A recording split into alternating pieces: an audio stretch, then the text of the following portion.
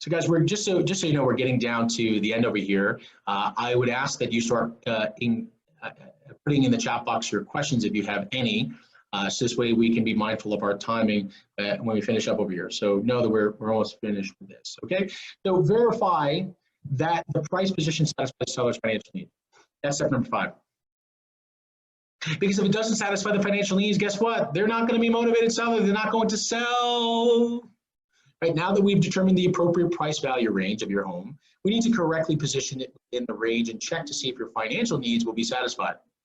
See, it's been my experience that a home's proper position within a range is determined primarily by its amenities and condition. So during our home tour, you pointed out blank as an amenity that you believe adds value to your home.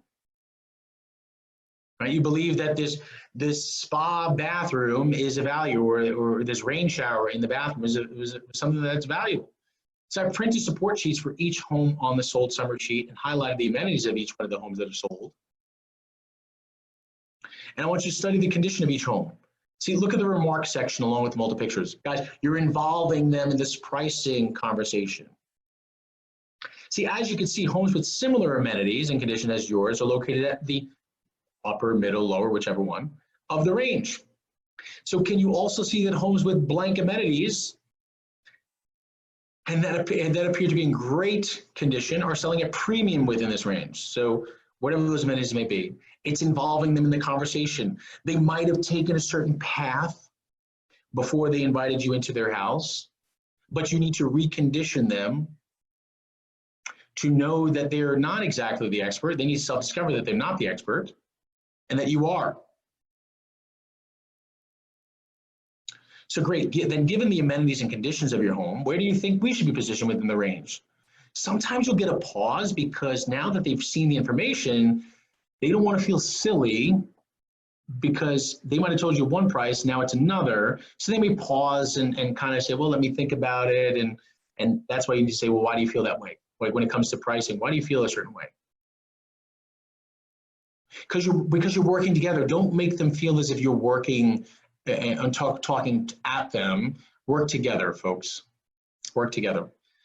Right. So I agree. Right. So if you agree with the pricing, I agree. Let's now see if your financial needs are met. So step 6: analyze all homes directly competing with the subject home. Is this important? Yes.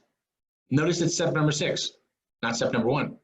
So since we don't function in an isolated world, we must compare your home to the other options potential buyers have in your neighborhood at this value. This will help identify our true competition and indicate if we must take any price adjustments before entering the market. Hit them with the exact active summary sheet, list of all active properties in descending order or according to their list price. Looking at this report, which home appears to be in competition with us. Have that conversation. Oh, okay, I agree. Now using the activity summary support pages, let's analyze the features, amenities, and conditions of each to see if they are indeed true competitors. Are they competitors? Work together so you can both decide if certain properties are competitors, because here's why. In a month from now, if you need an adjustment in price and you're not on the same page about 2 other competing properties, and those properties, let's say, for example, are priced higher or the same, but they are superior to this one, if you haven't gotten an agreement, they're going to disagree with your opinion, and it's going to lead to an expired listing. Because why? Number 1, they haven't self-discovered they're in the wrong range. And they're not, these people are not true competitors, or they are true competitors, okay? And they don't agree with your opinion. Get acknowledgement, get ownership. Once again, all commonalities are indicated in the green. So we're showing these activity summary support pages. What do you think? What do you think? Include them. What do you think? Why, if they say something that's opposing to what you're saying, why do you think that way? Why do you feel that way? Can you please explain? Would you mind explaining? These are some of the nuggets I want to share with you. Do you mind explaining? Can you please explain? Step 7, determine the most appropriate price entry point based on timing needs. See, the mistake most realtors make when pricing a home is not considering all the information. All. Right? Was it the common charge? Was it the taxes? Was it the flip tax? What's all the information? So let's review. Have we considered the features, amenities, and conditions of the homes buyers have been previously saying yes to, right? The sold information. Have we considered the features, amenities, and conditions of the homes buyers have previously said no to? The expired information. Are we considering these, folks? Have we considered the features, amenities, and conditions of your home's subject home? Have we considered your financial needs in the transactions? Is there anything else pertaining to price that we need to consider? Mike, why would I ask that question? Because you want them on the same page. They may believe there's something else. Cover everything, get acknowledgement. Get them to say yes. Yes or yes. So based on all the information available and your timing needs, at what price do you think we should enter the market? At what price do you think we should enter the market? If reasonable, agree. Now that we've agreed on the price entry point, how will you feel if your home sells tomorrow? We'll explain, right? That's the seller's remorse piece. If unreasonable, share with me why you chose that price. If you disagree, why did you choose that price? Eliminate seller's remorse. As we wind down over here, there are some questions that can literally save your listing. Always ask this. Before moving to mutual expectation, stage 4, you must ask one more question. How will you feel if your home sells tomorrow? How will you feel if your home sells tomorrow? If I would feel like it priced it too low, then ask 4 more questions. Guys, you've heard this before. I'm going to remind you here. If I would feel like I priced it too low, then ask 4 more questions. May I ask you why you feel that way?